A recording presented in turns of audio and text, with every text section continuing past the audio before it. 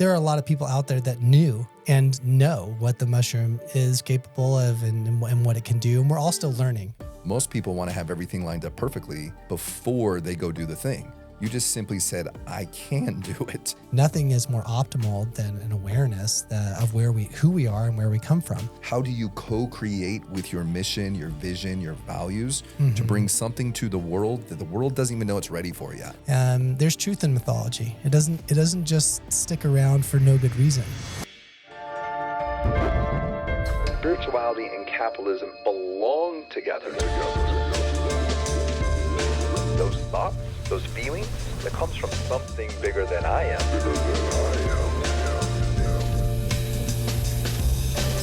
And together I believe we can all grow. That's how we're going to change the world. That's how we're going to change the planet.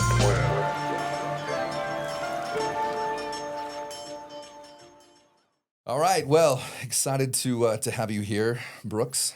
We've been talking a while about having you come on and having this conversation about conscious business, because when I talked to your brother, David, he was telling me how you guys have formed this amazing company and what you're doing there. But before we jump into that, I would love for the world to know who you are. We've been friends for years. I have watched you through some really interesting moments in your life where I think a lot of people, if they would have reached some of the moments you actually reached and got some of the fame at that point in time that you've gotten, I don't know if they'd be sitting in a chair like this right now. I mean, we don't have a ton of listeners really at the moment. And the other thing is why I don't know if they'd be sitting in that chair, because what I saw from you and who you are and just this energy that you hold about yourself, you hold a very artistic energy about you, which where I would see you in Hollywood, doing big film, doing things where people are like, oh, I know that guy Brooks Forrester over there. Like he was in this film and that film and so on. But if you could just rewind back things just a little bit so people can know who you are. Tell me a little bit about your history, like how you got here and really what's going on right now. Well, I hope in the share of that, first of all, thank you for having me. Of course, man. And I hope in the share of the story, it's not a indulgence in my own experience, in my own story, but there's of course not. A hopeful expression in that life and recognition that our lives are just meandering. And so wherever you are in your path, that you can only ever see so far, right? You don't know what's going to happen beyond the horizon line, because that's what horizons do, right? They take away your ability to see. And eventually you climb one mountain and realize that's not the mountain that you wanted to climb, but then you got to go down and you got to start climbing another one. And so I think I'm about to turn 40 and congratulations. Thank you. It's a good age, man. I've been saying it for like the last 3 months. I feel like it's nice preparation, to like prepare for a new decade. Right. And I did that with 29, at least. It softened up 30 a lot for me. I'm Sure. like, oh yeah, I'm 30. People are like, you're 29. I'm like, yeah, but I need the prep. Got it. So at 40, there's a lot of different turns that you take in your life. And so it's led me to a lot of different experiences. And, I grew up in a Mormon household, 10 kids, and grew up with amazing parents, and one of the things that I inherited from my father was just do the thinking, don't have other people do the thinking for you. It's your life. And so you are allowed to be scrupulous of ideas, thoughts, paths. And so, but ironically, there were certain things that seemed to be kind of like off limits. And I was always interested in film and storytelling, in part because I think I didn't recognize how powerful of a medium it is. Look around, television. If you break it down on the etymology of it, it's like it will tell you a vision. It'll tell you how to see things. And it's like that's a super powerful medium. And more recently, I've seen, the documentary on Mr. Rogers. Have you seen that? Oh, it's so good. It's like he knew. That's a real relationship. There's a real relationship happening there, and it has impact for I actually cried during that one, to be honest. It was... Who didn't? It touched me so deeply. Yeah. Like here I am just crying and I'm like, oh man. Yeah. I didn't expect that one, right? Not from Mr. Rogers, but Mr. Rogers, I think what you said is telling a story. Yes. Right? And it's this constant back and forth of a story. And it does shape, think about when you just said this about television, that as people watch something, it impacts them from a level of emotions, visual, auditory, kinesthetic. And sometimes we see our heroes, we see villains, we see a lot of different even directions of fashion, politics, and so forth that are pushed into those narratives that become really part of our reality. Totally. It shapes the way we experience the world in a big way. Absolutely. And my point with that is like, even if I didn't recognize that early on, I recognized interest. It's like, I would like to be a part of this. I would like to tell story. And so that led me down a path in trying to figure out a tactical, practical way to support myself. I'm like, oh, copywriting is kind of aligned with storytelling. I could go into marketing, and I did that. And then as in my early 20s, agency that I worked with had a client that did a lot of video. And in a meeting, I was just like, yeah, we can service that. We weren't doing any video at the time. Which I love about you. And so then we pieced it together. Yep. And all of a sudden now we're an agency that's doing video. And through that, I was like, hey, it opened up my awareness that this is possible for me. I'm like, oh, I can do this. I can get better at telling stories about products. Eventually we can start telling stories about people. And so I spent the next... Yeah. Just to pause there for a second. The fact of what I believe that most people that are visionaries, most people that see the vision for themselves of where they're going, like you saw from a young child, like, hey, this is where I want to go. It may not be exactly accepted where I want to go, but I'm still going to forge my own path, which I'm really grateful that you did that. And what I also find fascinating about it is you didn't know how, you didn't actually know you could do it. You just simply said, I can do it. And because of that, your back was against the wall and you had to produce results. Most people want to have everything lined up perfectly before they go do the thing.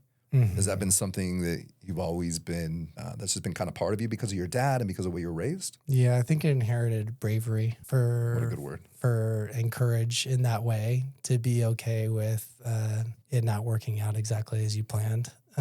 For sure. And I think that's the point that I'm making with all of this is just, it was a long meandering path to get here today, where I feel like all the storytelling elements, all the marketing, all of the, story structure and meaning and impact that all of that has really led me to today on what I'm trying to champion now.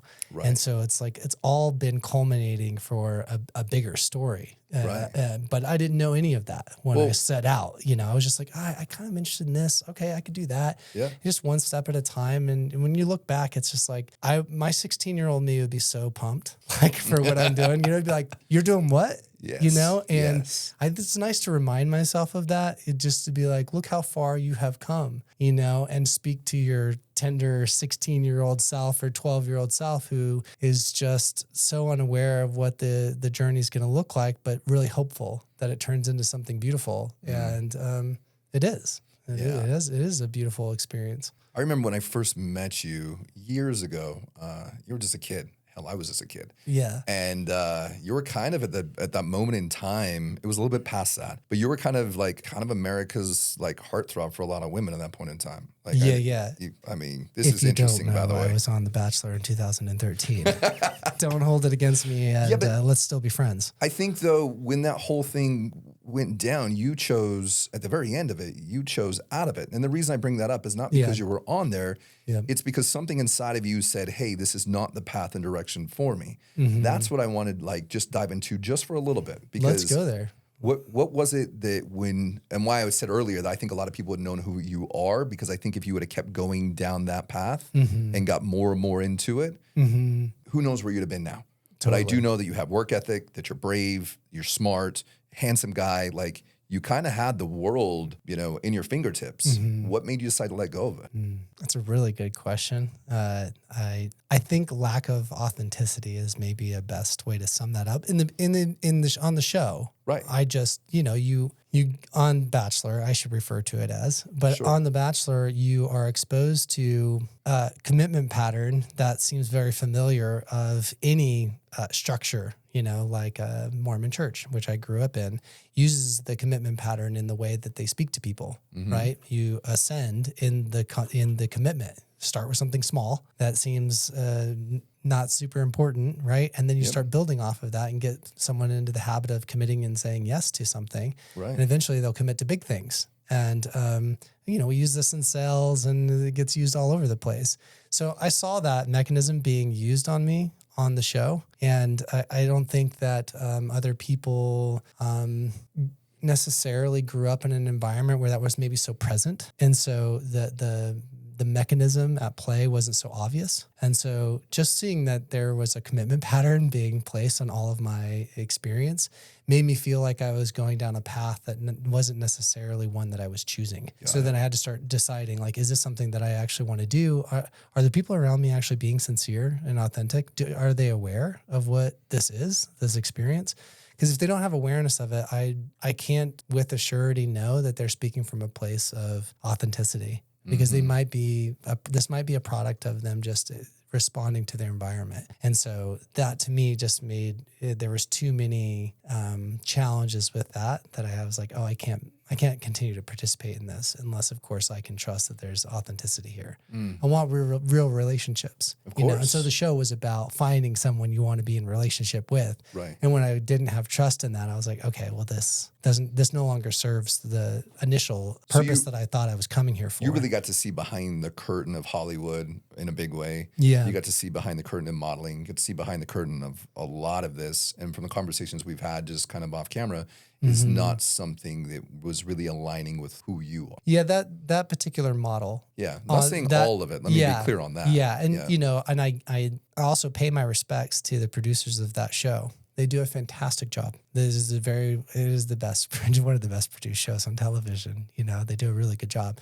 It just didn't fit what I was comfortable with, and that's what, to your question, made me let go of that and say, oh, this isn't really resonating with where I think I want to go in my life and my experience. So, and then this is kind of where we're going to take a hard left, right? Yeah, let's we're going a whole different direction here. Okay. The reason I'm actually decided to have you on and why I was so intrigued by the conversation of like where you are now in your life with that plant over there that's sitting, if you want to grab that. Yeah, with this guy. With that guy right there. Now, the reason I really wanted you on here is because you've developed a company which you took like I said, you took that hard left. Yep. You started to see things differently. You started to look at like what could the world be, and you started asking yourself questions of connecting humanity, like mushrooms connect humanity, and what that could look like. And you and your brother and people around you of influence, you guys are starting to kind of shift the conversation of mushrooms, because the whole world talks about mushrooms as if they're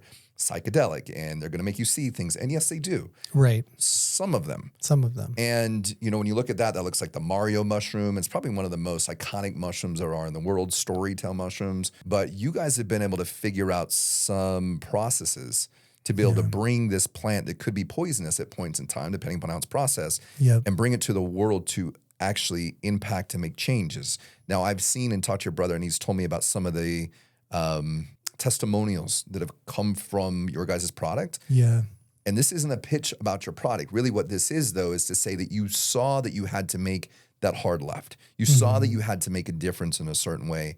And, we're here to experience and to talk about what, spirit is on one side and what capitalism on the other side, right? And how do we combine those two?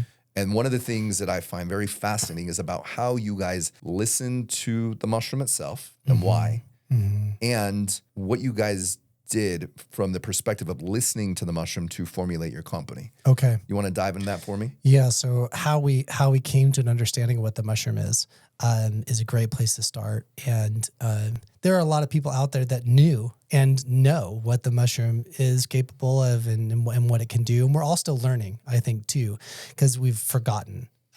This mushroom has been, Amanita muscaria has been used for some 50,000 years. And it's also been carried through on the mythology of Santa Claus, which is wild, by the way, because you think like, oh, I figured out the whole Santa Claus story as a kid. It's just a thing that like our parents made up and told us. And then you're like, and then you get exposed to, and some will call this a theory, and some will be like, oh, this is debunked. But you get to choose what you want to believe in. But the theory goes, and there's a lot that tracks with this. There's truth in mythology. It doesn't just stick around for no good reason. The old stories that we have that don't make sense of, if you go back like an archaeologist and start to uncover some things, you'll start to find some truths. There might be some things in there that are entirely historically accurate, but the mythology of itself, it's important, I think, to dissect mythology and find where some truths are. Well, the mythology of Santa Claus is really rich, and it goes all the way back to Siberian shamans administering that during winter solstice. And so that's not necessarily how my brother and I came about learning it. Is through, we learned that later on. We learned because a friend of ours just sent it to us in the mail. We had no real conversation about it either. They just randomly sent it to you in the mail? Yeah, and someone we don't really, speak to every day. Just was like, hey, what's your address? I'm like, send in the address. Cool. Just randomly shows up a Gets mushroom up in the at your mail. house. Hey, I got a box of mushrooms. Yeah. What do you know about those? He asked. I don't know anything about these mushrooms. He's like, okay, cool. I was hoping maybe you just take some and see what happens. And I was like, I don't think so. Yeah. I'm not just going to take it. Magic, like a box of mushrooms shows up at your house and people say, I mean, that's like an Alice in Wonderland moment, right? Right. Like here you go, eat me. And you're like, Yeah, maybe not. I mean, again, going back to being brave, but not being stupid. Exactly. Yeah, exactly. It's like, so there was a certain, like, I've taken enough mushrooms to know this could get twisted real quick. And, Right. and the line between beneficial and like unhelpful and kind of scary and could be there. So I didn't know what the potential of that was. And, just started to do a little bit of initial research and found out like when treated properly, there's nothing really to be afraid of. And that's the key. Just treat the thing appropriately and it can unlock something. So I built up the courage to do that. And actually my brother and I, we made it in his kitchen, and we had our first Amanita experience unknowingly. We didn't in any of our research learn that the vapors of the product could, once breathed in, could induce an experience. Really? So we were just preparing it, because you prepare it with heat. Okay. And so we were preparing it over the stove when we noticed a wave of sensations. And of course, when you feel a change in the body, Right. your anxiety goes off, because you're just like, oh, I don't know what's going to happen. Danger. And danger. And we were lucky enough that Dave in the moment was like, oh, that's my brother's name. It's David. I call him Dave, apparently. But he was like, how do you actually feel? And I was like, okay, check in with self. How do we actually feel? Right. I actually feel really calm. I actually feel Really? incredibly calm. And so we just sat there in this kind of calm wave, and we're just fine with it. And we're not telling people at home to grab this and heat this up or prepare this. That's not what this conversation's about today. No. And we were lucky in the sense that we caught it early. We could have had a much more intense experience. It was fairly mild, but we were kind of whisked away into this very calm, dreamlike, meditative state. And a lot of good came from that. And so this really started down a year-long journey of trying to figure out what the mushroom was and what it was about, because online was saying a bunch of different things. And when we started, there wasn't nearly as many conversations as there are now. I remember because Dave brought it to me and was talking to me about it. And he says, hey, I want to show you this. And he says it had been helping with his, for him personally, right? It had been helping with his anxiety. It had been helping with one of the things he was suffering from at that time was trying to figure out how to sleep really well, because there was so much going on. The mind wouldn't stop. And this was seeming to really give him a better quality of life. It wasn't getting him like high or messed up or anything like that. It was just simply giving him a better quality of life. And I noticed that. And then you guys become, obsessed with this thing.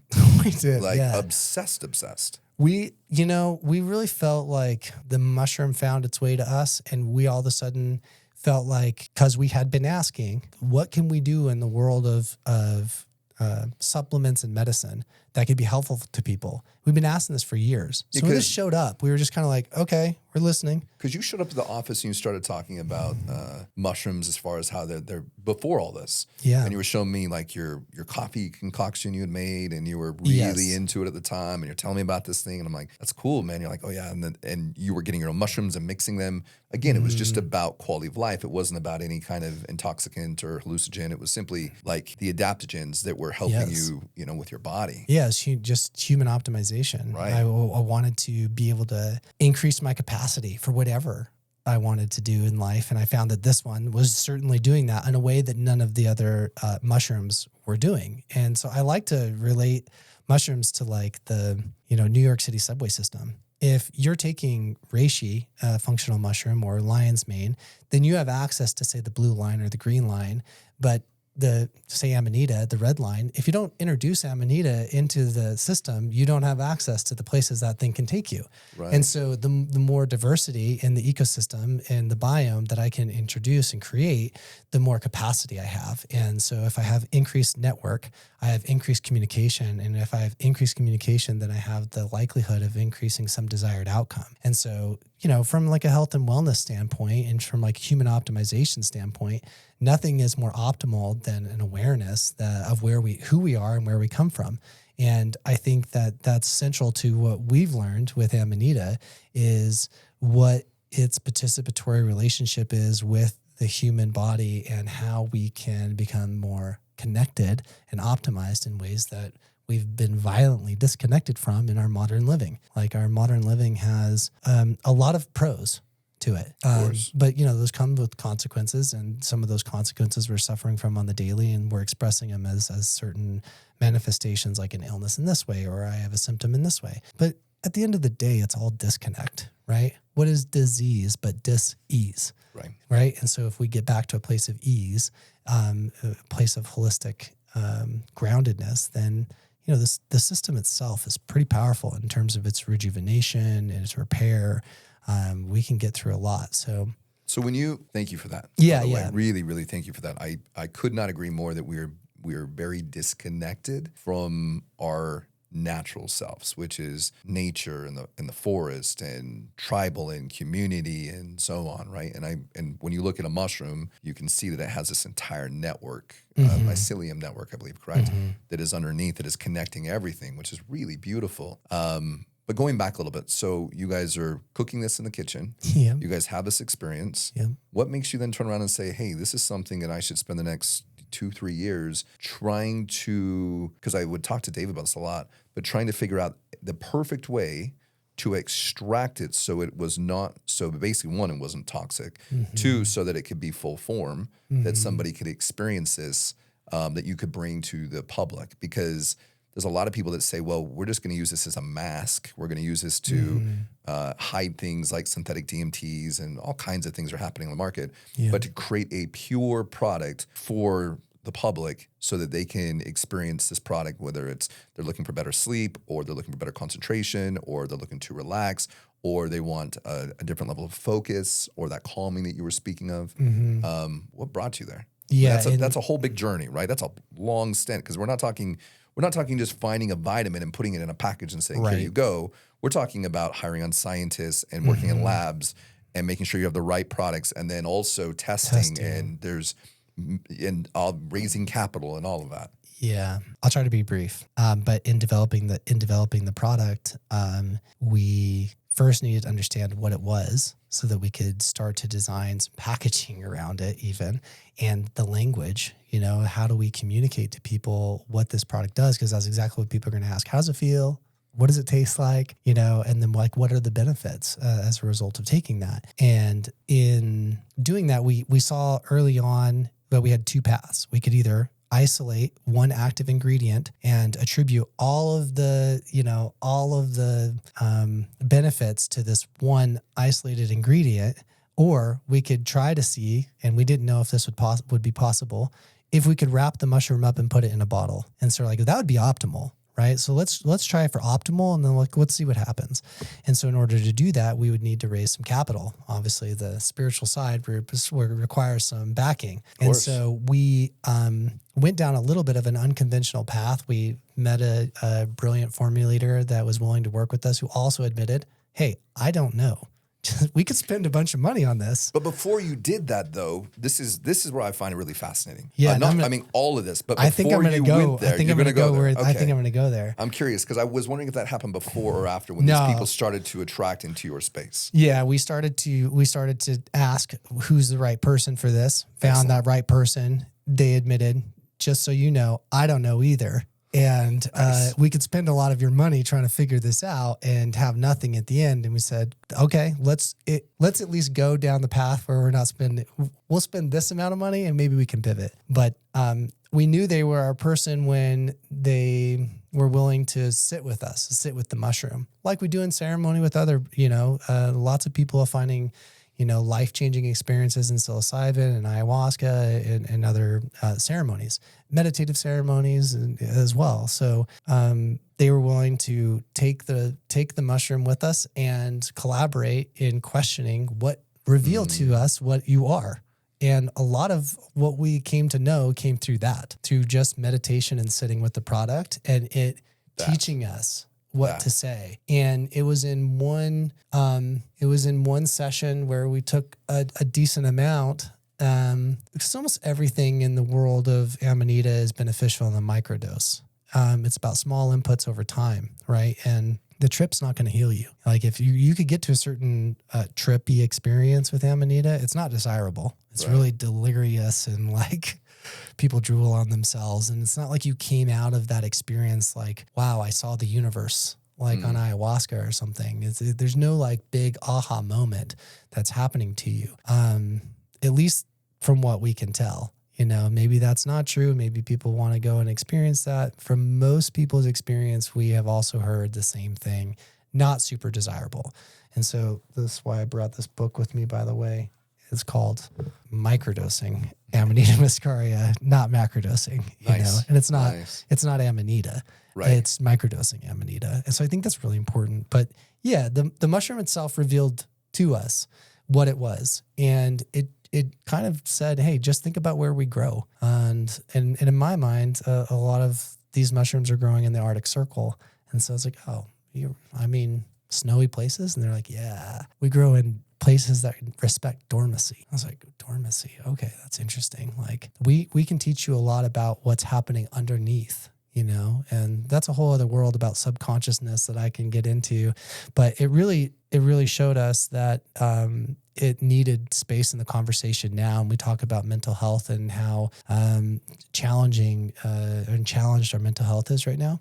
Amanita is basically just saying, hey, I can come in and help with that, And so we were like, cool, let's figure out how to get you out there. And the answers have come little by little. Because you guys, once you guys started creating that, figuring out the way to actually do the extraction processes, you guys were seeing really incredible results from people, which I find incredible, which I really find to be, part of a business. And it's once you see that what you're creating and putting out there is working and helping people, it's like almost now your partnerships, right? Like you're partnering with source, God, divine, nature. I mean, it's all one and the same to me. Right. But you're partnering with that. And what I love about your guys' origin story is that you guys partnered with the plant first. You went to the plant first. And I remember when I talked to Dave, he said, we asked the plant what it wanted, not what we wanted, but what it wanted. And so there's this place in business where it's like, how do you co-create with your mission, your vision, your values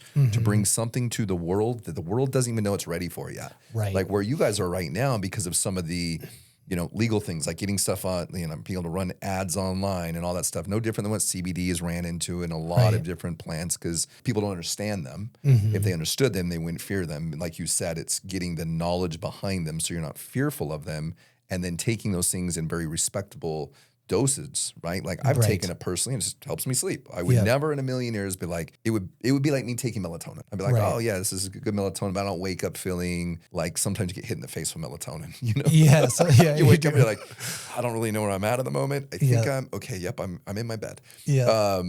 But the co-creation side of it and that you guys were brave enough to listen to that and not think that you guys knew everything. 100%. Which to me, that is really what a lot of the direction of first starting something is listening to that reasoning behind it. And when your brother when it was helping him with his, this isn't medical statements, but like when it was helping him with his own personal experience of depression, when it was helping him with his sleep, when it was helping kind of just create a different level of awareness in himself. And then he says, well, this is working for me. And I know there's lots and lots and lots of people out there that are going through the same challenges that I'm going through.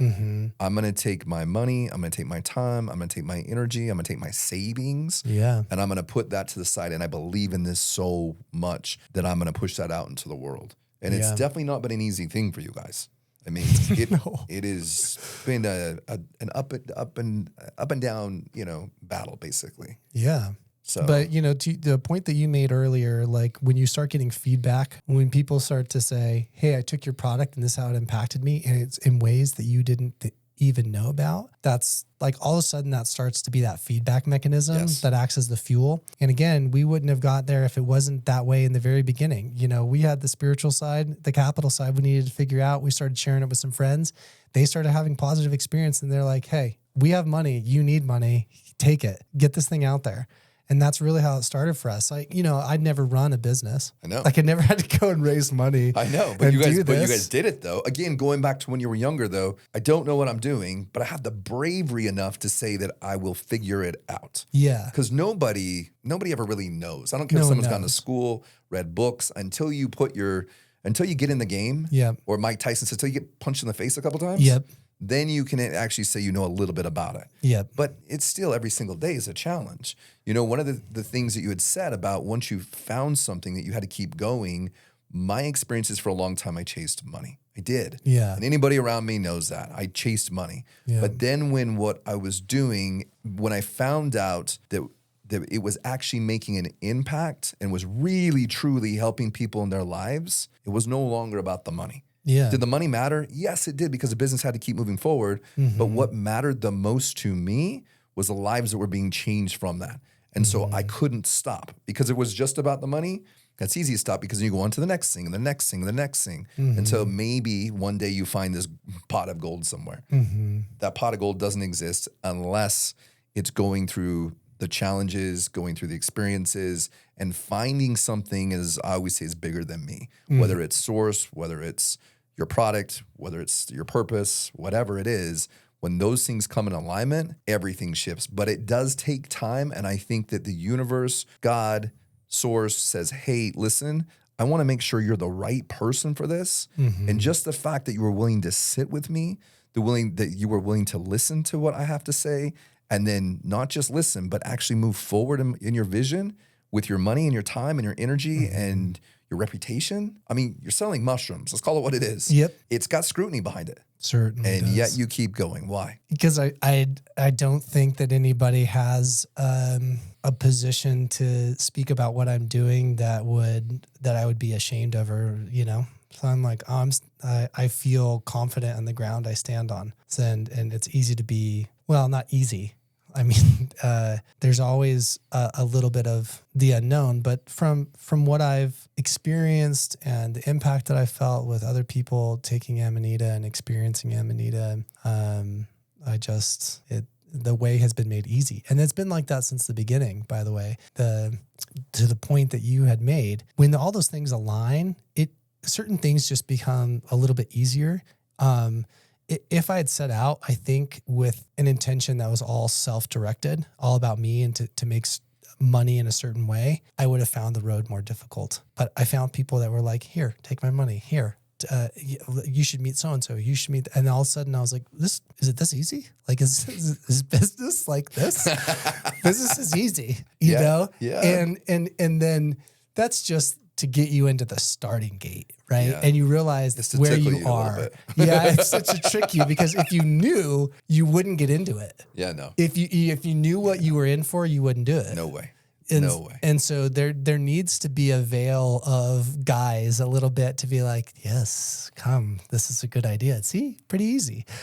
And then, 2 years down the road, you're like, okay, this actually hasn't been that easy. There's actually a lot of things that you have to just figure out. You're doing a good job of it, and you should be so proud of yourself that you said yes to something that you felt in your heart was calling you there. Yeah, thank you, by the way, and I'm so proud, and I'm so excited to see where it goes still. The conversation is many-fold now too. There's a lot of people coming out of the woodworks championing the mushroom.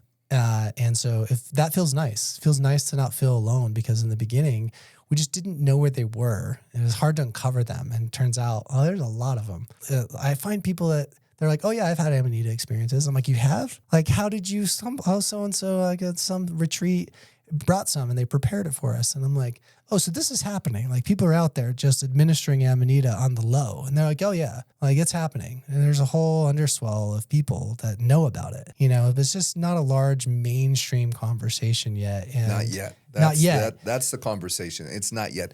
Some things take just a little bit longer to travel. Can I tell you a quick experience that I had, by the way? I went to Horizons, which is like the psychedelic conference that was held in New York this year. And I was expecting to go and have this like exposure to where psychedelics are in terms of mainstream adoption. And I got exactly what I expected. It just didn't look like I expected. It was more about insurances and it was more about merchant services, like the tactical, practical things that have to happen in order for, you know, something like psilocybin to hit mainstream.